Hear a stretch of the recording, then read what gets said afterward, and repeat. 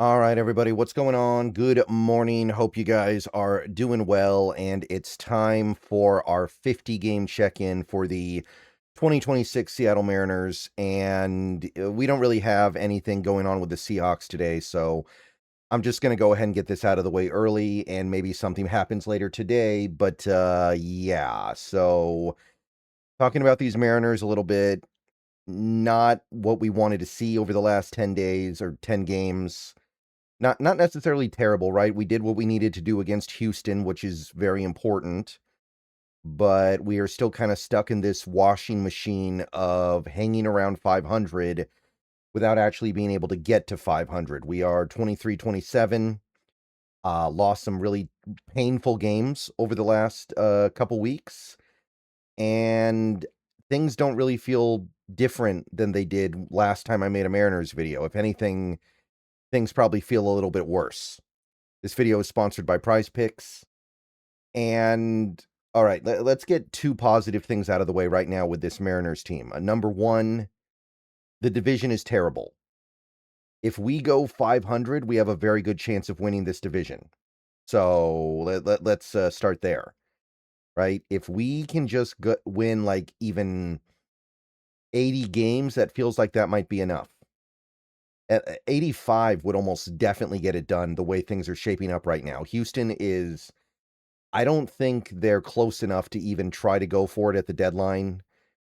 And the Athletics feel like a 500 team to me. I imagine they're going to hang around there. So if they end up selling at the deadline or something like that because they're in a little bit of a weird and fluid situation as an organization right now, it wouldn't shock me. And then that ends up pushing them down to like 80 wins. So the division's soft. The second thing that's good is that this team, this Mariners team, is incredibly injured right now. So on some level, I think that some of the struggles are understandable. Like yesterday's game against the White Sox. Obviously, we're all pretty. If you're a Mariners fan, you're torn up about the way that game ended because we should have won that game.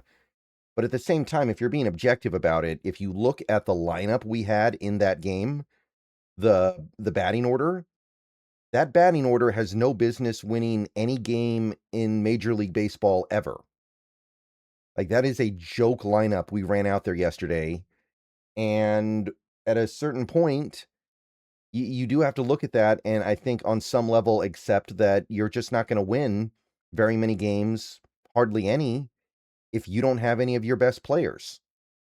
So things will get better as we get players back, and we should get most of these guys back. That's kind of where the good news ends, though, right? Because right now, this team, it's hard to even really watch them right now because, and again, I want to stress, I want to be completely fair to them. They are beat up. Cal is out. Not that Cal was playing well when he was healthy, but that probably had something to do with the fact that he wasn't healthy. Brendan Donovan, who was playing really well when he was healthy, is hurt. He tried to play through it for a little bit, couldn't do it. Now he's out. Hopefully we get him back down the line. JP Crawford is now dealing with something as well. There's a bunch of stuff going on with this team right now. I mean, that's most of your offense. Everything I just said, and that includes Crawford, who, as much as I dog on him, and he deserves it because of his defense, offensively, he is kind of important to this team right now. He's actually providing real power. And as much as I hate to say it, we need him right now. If you like sports, then the best way to make them even better and more exciting is using the PrizePicks app, where it always feels good to be right. PrizePicks makes daily fantasy simple. Just pick more or less on your favorite players and build lineups with a few taps. Whatever sport you're into, and obviously we are now firmly into the NFL offseason, so we're all about baseball. We got some basketball, we got some hockey, whatever it is you like. PrizePicks gives you a fun way to stay locked in while you're watching. Definitely make sure to use the promo code HMA. PrizePicks is hooking up users with $50 in lineups after you play your first $5 lineup. If you use that promo code, that is HMA. I've had a great time on PrizePicks so far, so definitely get on over to it, check it out, and make sure to get your lineups. And don't forget about Team Picks, where you can pick winners, spreads, and totals on any major game. So download the app now, use HMA, and get on over to Prize Picks, where it always feels good to be right. And remember, always gamble responsibly. So yeah, we got that going on right now. We've got just talking about the lineup itself right now, the superhuman level of play we need from the handful of healthy players that we have is not there. Like, yeah, Julio's played really well so far this season. He's had the best start to his career ever in the first 2 months of a season by far. But he's cooled off a little bit, and we can't lean on him to be a superhuman to bail us out. Randy Rosarina has been playing awesome, and he's continued to be awesome, but he's not somebody that can just carry an offense. Cole Young is cooled off as well. Josh Naylor's picking it up, but he's still not playing stellar. And look at all the players we have to give at-bats to. It really does expose our lack of depth, although most teams would struggle in this circumstance, but it's brutal. It's not fun to watch a guy like Mitch Garver go up there and take at-bats. It's not fun. I mean, Connor Joe hasn't been terrible, but it's not really fun to watch these guys go up there and swing the bat. It is one of those things where you end up kind of watching the game passively and not really paying a lot of attention to it. I mean, thankfully Leo Rivas is out of here. That guy, I couldn't take watching him take at bats anymore. It was really, really getting aggravating how much he knew that he could not swing a bat, so he just prayed that other pitchers would walk him. And it actually worked a little bit, but it's untenable. Something had to give there. And it's just uninspiring right now. It's just really, really uninspiring right now. We have ugly at bats, and some of these guys, I will say this, some of these guys were guys that we were depending on this season, like Mitch Garver. Yeah, Mitch Garver was never supposed to play this much. This is not really anyone's fault. Cal got hurt. It happens. Garver is still better than most backup catchers in this league. Yeah, Garver, right? Connor Joe shouldn't be playing this much. Leo Rivas shouldn't be playing this much. But Rob Refschneider was supposed to be an important part of this team, and like he needs to get off this team now. Why should Refschneider be on this team tomorrow? Why should he be on this team today? The at-bats aren't even remotely competitive. We're trying to put him in situations that play to his strengths as a player, and he has nothing. So I don't really know what else to say here. The good things happening with this team right now are, I mean, Emerson, right? It was cool to see Emerson hit that home run. And he's exciting. We're definitely interested to see what he can do the rest of the way. Him and Cole Young being the starting middle infield for you for the next, hopefully, decade plus is intriguing. And by the way, I know I said Cole Young's bat has cooled off, and it has, but at the same time, his bat should not be expected to be anything over the top special. It should just be competent. And then we're looking for him to be a good defender, which so far he has been. But right now, this lineup is just kind of dead, right? And ask yourself this: what happens when Luke Raley cools off? He's not going to keep hitting like this. There's no way. Even as we try to protect him, he's still not going to keep hitting like this. Canzone, is he going to play at this level for the rest of the season?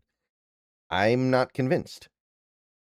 So we got a lot of issues here, and we just got to wait for these players to come back.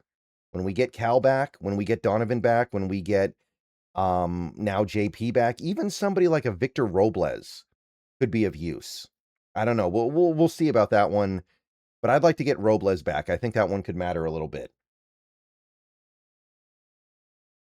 And then you've got, the starting pitching, which it's really a weird spot, right? Like, thankfully, the good news is that it looks like Castillo's been basically buried. I know that we haven't said it in those terms yet, but it looks like we're done with Castillo. He's going to be a bullpen arm from here on out, and that's probably about the best we can do. So that's nice. And Miller has looked awesome so far this year. Love what Miller's done. I know we haven't won the games, or he hasn't gotten any decisions yet, but I think Miller has been fantastic. I think that, Hancock playing way better than I ever expected. Starting to see improvements from some of the other guys as well. Gilbert is kind of the big disappointment right now. He's really not pitching well. And it's starting to get to a point where I think we've got to go ahead and just kind of say that Logan Gilbert is just maybe not that great of a pitcher.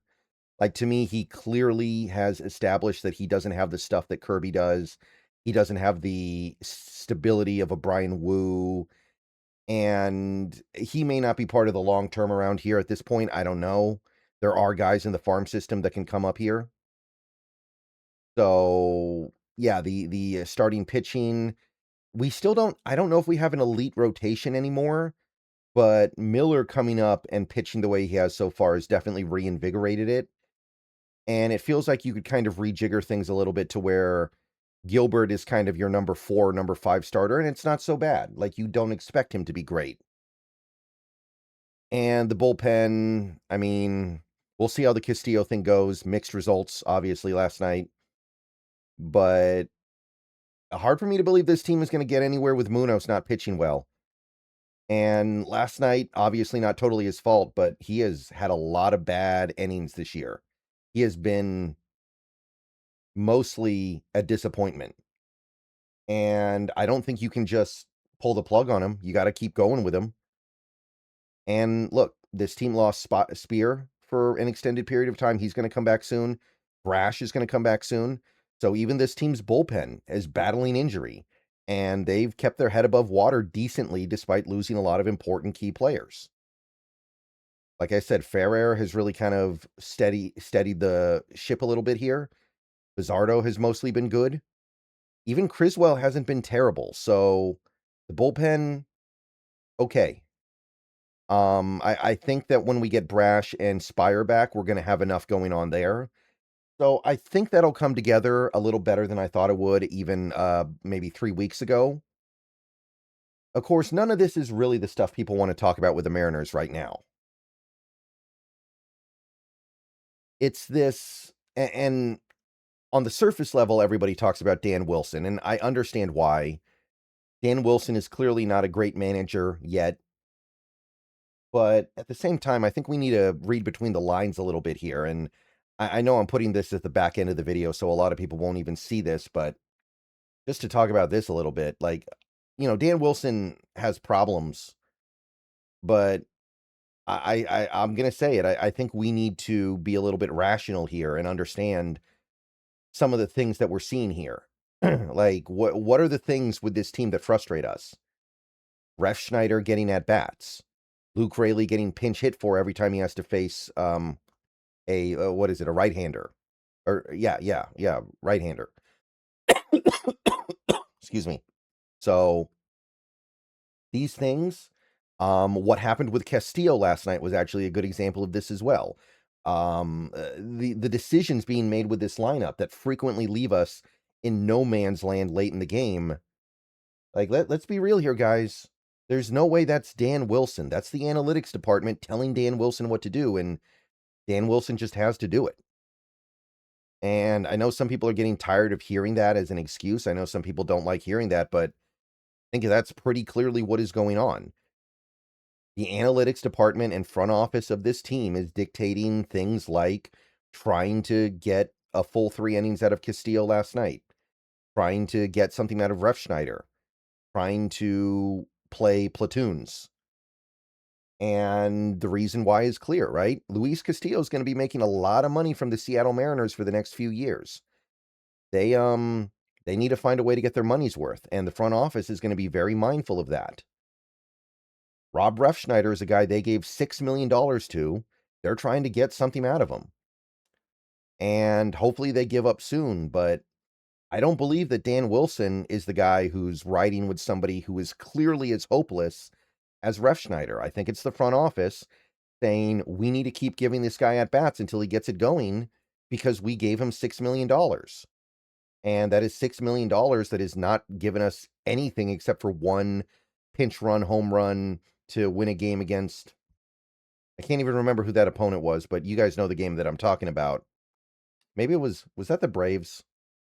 It doesn't matter. But to me, that's kind of the biggest issue with this team. We've got all this money going to players that are not helping us, like Castillo, like Refschneider, and the front office is scrambling, trying to mitigate that the wrong way. And Dan Wilson's just kind of a puppet. And that's not a surprising setup. That's the same thing that happened to Scott Service in part. All right. I'm going to go ahead and get out of here. See you guys later. Go Mariners. Not a good 10-game stretch, but I wanted to talk about some things regardless. And there's no point in panicking yet, guys. Like, there is still opportunity for this team to right the ship.